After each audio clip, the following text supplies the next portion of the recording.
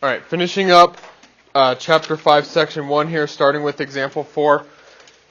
We have solved problems in the past that look like this. Correct? You should be able to solve that for x. Okay, what would you do? Divide by 5 and then what? And then you'd square root. Today, we're going to solve this. What is the only thing you suppose that changes? Instead of square rooting it, you cube root it. Okay, otherwise it's all the same process. I'm still getting x by itself. I'm solving for x. So I divide by 5. 320 divided by 5 is 64. Now if I were writing this, the proper way to write this is that I'm going to cube root both sides. Okay? These are opposite functions. Okay?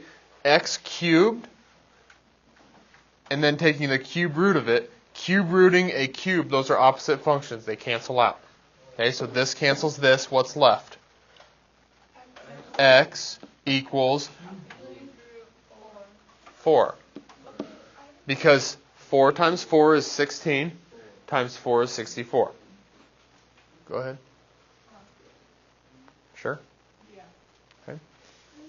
Go ahead. Is there like an easy way to figure that out? Because Just thinking about it, like, for example, you should probably know that 3 cubed is 27. That's just something you should probably know. Okay? You know that 5 cubed is 125. Okay? You should know that one. Okay? This is probably one you should eventually know. But if you know the 3 and the 5, you should be able to use some reasoning and be like, oh, well, 64 is in the middle, so maybe it's 4. Okay? You're just going to have to use some reasoning with things you know. Can you please put your chair down? Sorry. Thank you. Go ahead. Even whatever. Yeah. You can't have a negative, right? Correct. If this radical were even, so let's say I have this.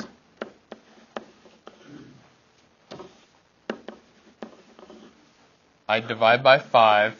I have x to the 4th equals negative 64.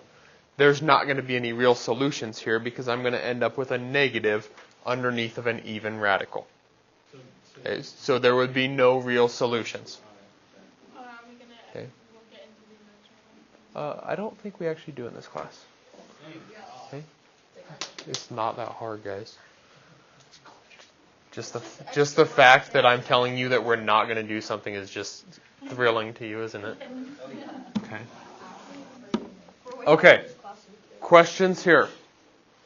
Same thing we've always done, just now it's with different exponents. Okay. So the next example says find the real solutions of x plus 3 to the 4th equal to 24. Say that louder, please. What did you say? What did you say about even? I think you just said what when the question was going to be. I know. Oh, you're talking on the negative one? Okay. That's not what I thought I heard you say. Abby, what did you say? You said it. This is going to be plus or minus. Okay, that's what I thought you said. Okay, this is going to be plus or minus because it's going to be an even radical. Okay, what is the first step I should do here? Okay, before we get here, I want to address that real quick because that is a common mistake. Don't distribute the 4. Because remember what this means. X plus 3 to the 4th power means x plus 3 times x plus 3 times x plus 3 times x plus 3. Right? Okay, so don't distribute that 4. That's a very common mistake. Don't do that. Okay, you got to understand what that's telling you. It's telling you I'm taking x plus 3 times itself 4 times. Okay, I'm not distributing that 4. Okay? Now, that wouldn't be very much fun, would it? Okay, so we're not going to do that. You could get the same answer. Could get the correct answer by doing that. That would just really stink. Okay, so what's another way to do it? Nope, don't worry about Pascal's triangle. Yeah, let's just do the fourth root right now. I am currently, thanks Jackson. I am currently doing x plus 3 to the fourth. That's all I have going on the left side, right? How do I get rid of taking something to the fourth power? I take the fourth root of it. Those are going to cancel. I will have x plus 3. You probably should have known that because we've done that with squares this year in this class. Okay, so then, since it is an even radical, like Abby said, it's going to be plus or minus the fourth root of 24. It's important that you know it's a fourth root, not a square root, because that's a very different answer. Okay. Now, when I think about this, what is 2 to the fourth power? 16. What is 3 to the fourth power? That's 3 to the third.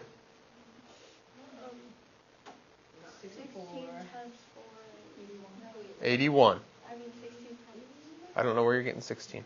3 times 3 is 9, times 3 is 27, times 3 is... I'm doing 3 to the fourth power. Okay.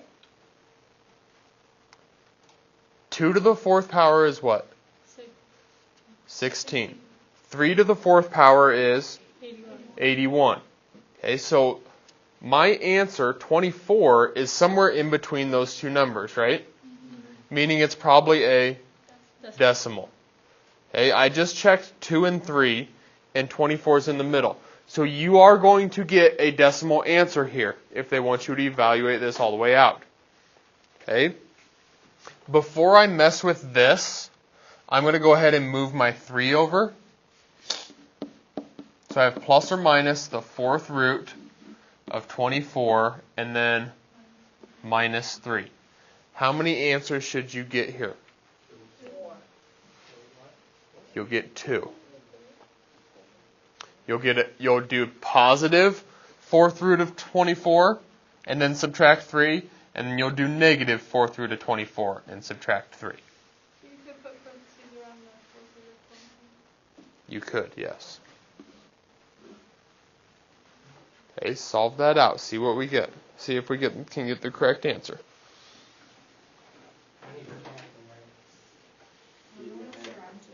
Nearest hundredth.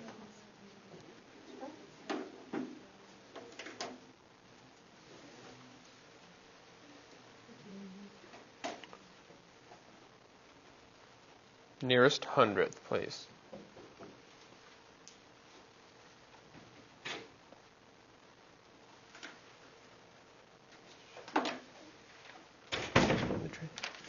Thank you.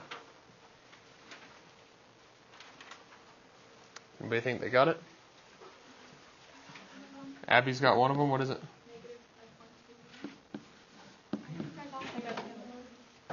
What's the other one? Negative 0 point what? 7.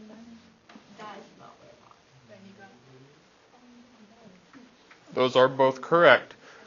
Okay, when you type this in your calculator,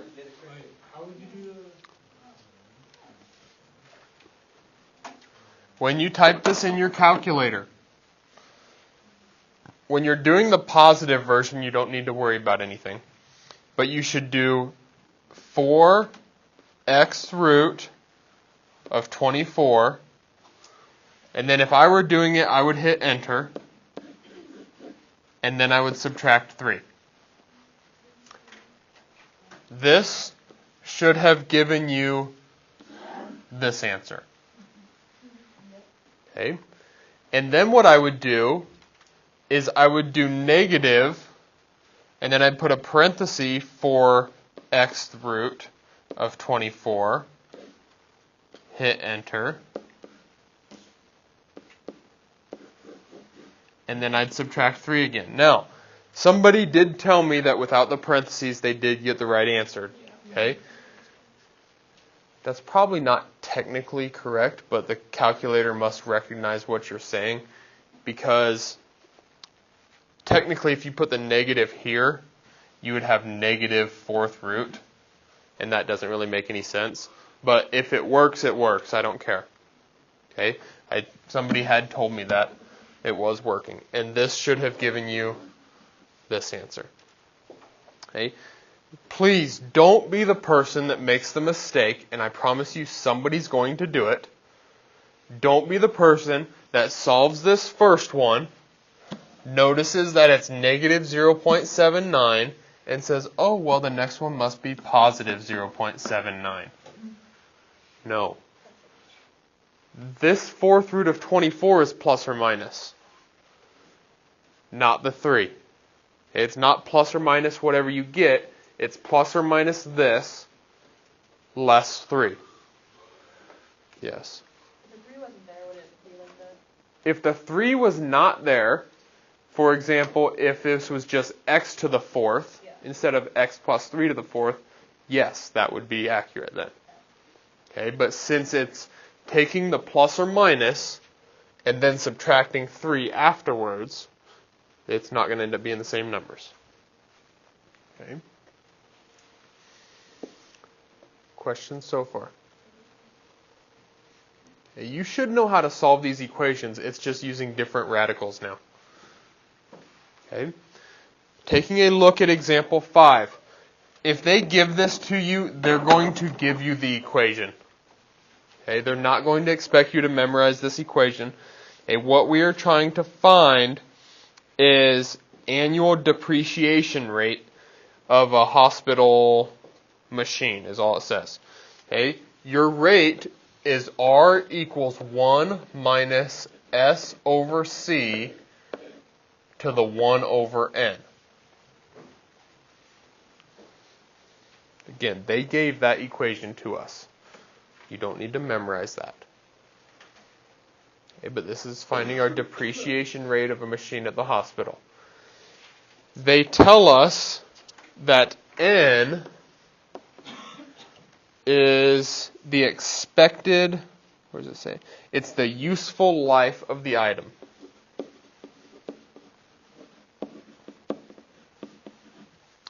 S is the salvage value.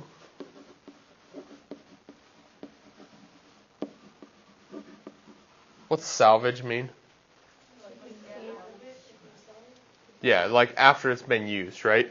Okay, it's at the end of its life, like you take a vehicle, you get salvage value for it if you take it to the scrapyard. Thank you. Okay, you get salvage value for it. Okay, and C is the original cost.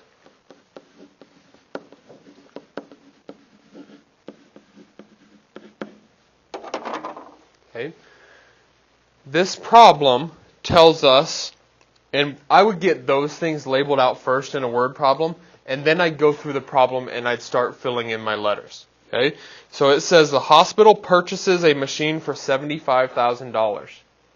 What variable would that be? C. $75,000. Okay. The hospital expects the useful life of the machine to be 12 years.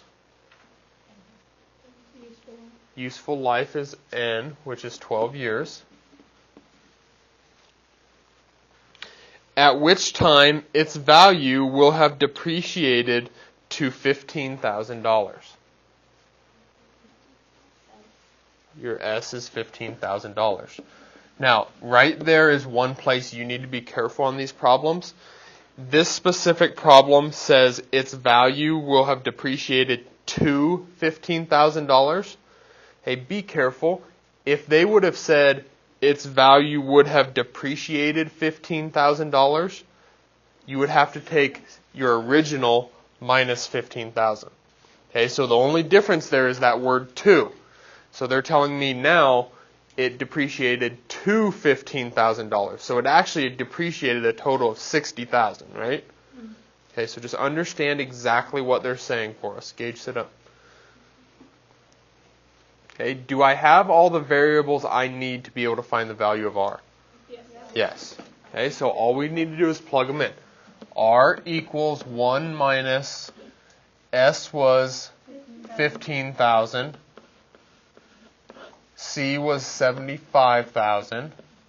And then it's going to be raised to what power? 1 over 12. Okay. Can I reduce that? Oh, yeah. Yeah, that'd make things a lot easier probably. Let's just go immediately, just drop off the zeros, right?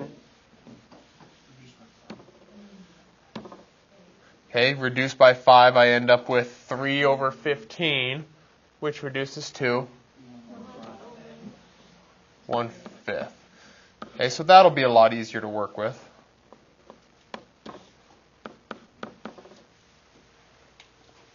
Okay.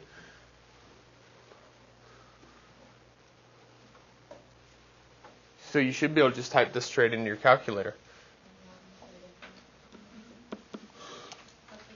Let me know if we get a decimal, or what decimal you get.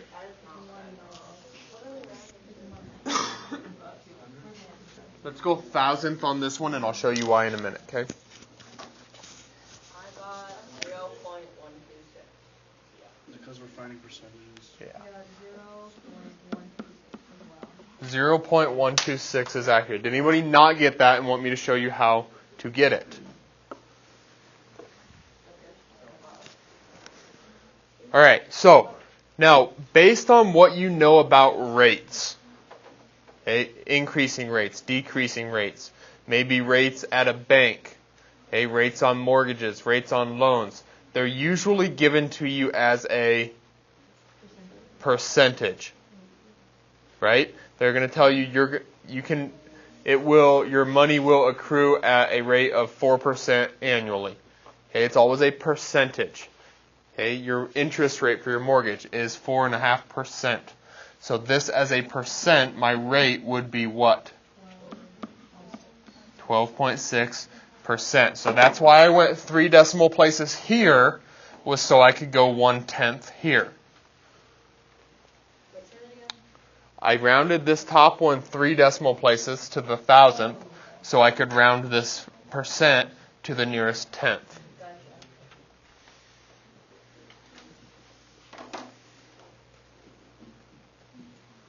Okay. Any questions? Okay, now, when you get to your homework problems, your first problem, number 33, is going to give you the volume of a sphere. The volume formula for a sphere is right over there. You are trying to solve for r. First, you're going to divide by 4/3, which is the same as doing what? Multiplying by 3/4. You should be able to handle the rest from there. Okay.